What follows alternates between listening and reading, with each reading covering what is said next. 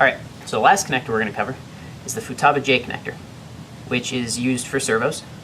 There is a male and female, like I discussed before. And in this example, we're just going to make the shrouded male connector. Now, a lot of people confuse these with female connectors. I may be wrong. It may be just a matter of preference, what you want to call them. But on the inside of these, there's little pins, so a lot of people go with calling them male connectors. So, there is not necessarily any solder required, although you can if you are concerned about the connection being solid under a lot of vibration. But we can go ahead and avoid that for now. Alright, so when you buy a kit to make these futuba J connectors, you get four main things. You get the pins, which in this case are going to be used for the male connector. You have the shroud, and then you have the main connector in which the pins go in. You can see the little tabs on the back there. So what you'll need to also get is a 3-conductor wire. In this case, this is the actual futuba wire. Sometimes you'll run across this other wire, which is either like a high-tech or JR wire, which it has different colors, but if you notice, if we line these up here, it has the black wire, the red wire, which are the two power ones, and the signal wire is a different color. It's yellow on here and white on the futuba. Other than that, they're exactly the same. So, what we're going to do first is take a nice sharp X-Acto knife, and we're going to separate the wires. This is, I believe, 30 gauge wire, so it's pretty small. Just want to carefully cut these wires without cutting into the sides of them. You want to separate them maybe, oh, I don't know, maybe 3/4 of an inch or so.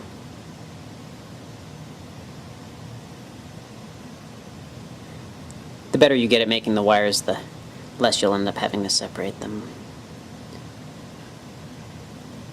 Alright, so that's what we've got here. Now, I'm going to go ahead and move to a better location here.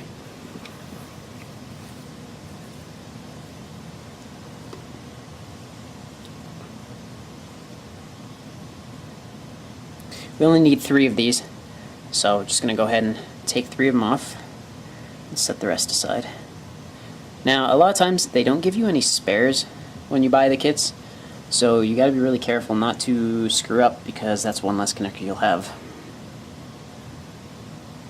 So you'll need a nice pair of wire strippers, and also a crimping tool. Now, I like to use the ratcheting type, but some other people like to use non-ratcheting type, but we don't really have any of those, so I'm going to use these. It's nice to have a specific crimper for these though, because they're kind of oddly shaped. In fact, here, let me kind of get a closer view on this if I can. They're a very odd shape to have to crimp if you don't have the correct tool. So, yeah. So what we want to do is we want to take our wire strippers. We want to strip off maybe, oh, I don't know, it looks like about 1/4 inch of the wire on each one of them. Actually, if we're not going to solder it, I'm going to go ahead and just do one wire at a time here so we don't keep fraying them. Now, this part here is you have to get the pin the right way. You can't have it upside down or right side up or whatever. It has to be the right way.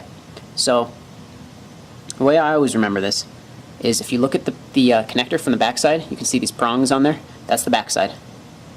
And the pin, the side that you put the wire in, always goes up facing that. So if you kind of can see it always goes like that. And the black wire always goes on the right side of the connector. So what we've got is we've got our wire. We're going to hold it like this. We're going to have our pin right side up here and lay the wire inside there, like so. Okay. Now, try and get a close up here of how far we want the wire to go into that pin here. So basically, we do not want, oh, everything is so small. We want the wire only to go to the end of this first crimping area there. We don't want it to interfere with that little block there, because that's what locks our pin into the connector. So, that said, we're going to go ahead and I'll show you why I like these type of this type of crimper first. We're going to go ahead and go with the 24 to 28 gauge, because we're using, like, I believe this is 30 gauge wire, so it's a bit small. So we want to get this started. You want the pin to be fully in the crimper, right? And you want to crimp it just enough that the pin doesn't fall out now. So what we're going to do is we're going to take our wire, we're going to put it in. Actually, let's twist the end first so it's not frayed. We'll put this in. And we're going to just put it just far enough inside. Now you can't really see it with the camera because it's at such a strange angle, but we're going to put it at the same distance that I just said earlier. We don't want it interfering with anything. We're going to go ahead and put it in there, crimp down nice and tight.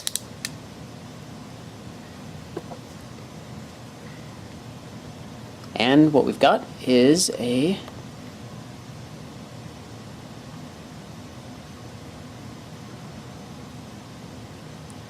see that it's crimped and there's no excess wire hanging out. That's exactly what we were going for. Let's see if I can get to focus a little bit. There we go. So there's no extra wire hanging out that little end there. That'll be perfect. So now we need to do that on the other two wires, and then we'll put it into the connector.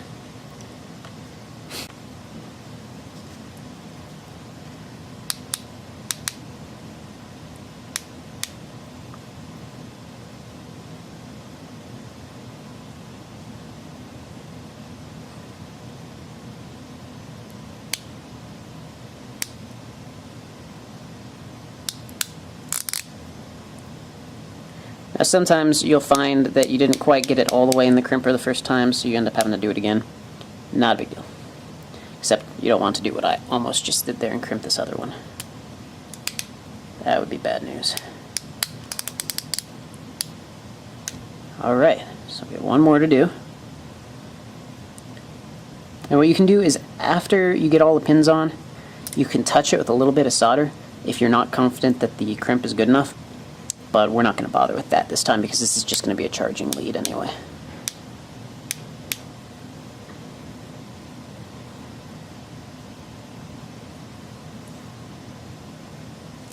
Oh, got a little bit of fray going on here.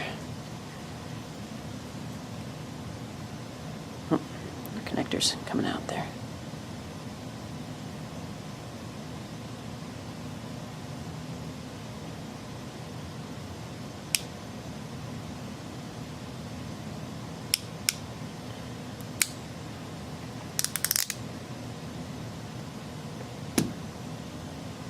Alright, so you can see our wire, and it's really, it takes quite a bit of work to make sure you get all of them the same length. It's not a huge deal if you don't, but the closer they are, the better your connection will be. So there they are, those three. And remember, black one is always on the right side when it's facing up like this, otherwise you won't be able to get it in the connector right, and it'll be reversed. So what we do, with all these right side up, you take your connector, put these right in the back side here, all at the same time. You want to be careful here not to bend the pins. And if you did everything right and got the crimps in the right spot, these will go in no problem. Okay. What you can do is you can get a really tiny screwdriver and help push them in from the back side here, but I'm not sure that's going to be necessary with these ones. It might. We'll see. And what you can do, what's kind of nice when you have the pins on these male connectors, so you can just pull from this side, and you hear one click. Let's see here. Let's see if I can get the other ones to click too. Might have to use a screwdriver.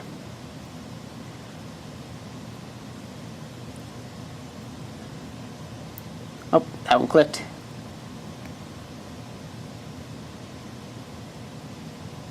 And that one clicked. You didn't hear it, but it did. Oh, maybe, no, maybe it didn't.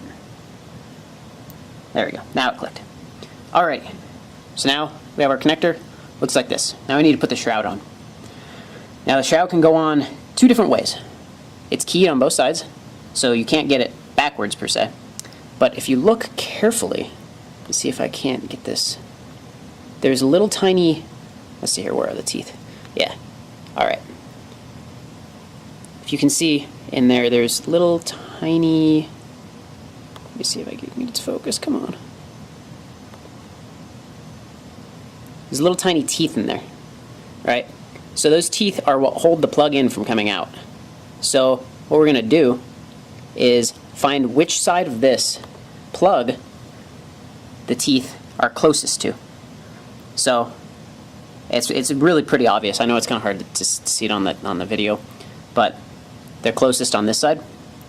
So what we do, just put our plug in there until it snaps. There we go. Snapped in. Give it a few pulls. Make sure, don't pull too hard because you'll pull these wires right out. But that's it. That's it for these. And what you can do is you can take one of your other connectors just to make sure everything is good. Push it in there. And there you go. There you have it. That is the male connector. Now, the process is very, very, very similar for the female connector here. Instead of using these pins that have a actual pin that sticks out, they're a pin that has a hole in them, and you attach them the exact same way. You push them into the connector exactly the same. So I'm not going to bother showing that because we don't need to make any of those. But that's that. So that'll do it for this section of connectors.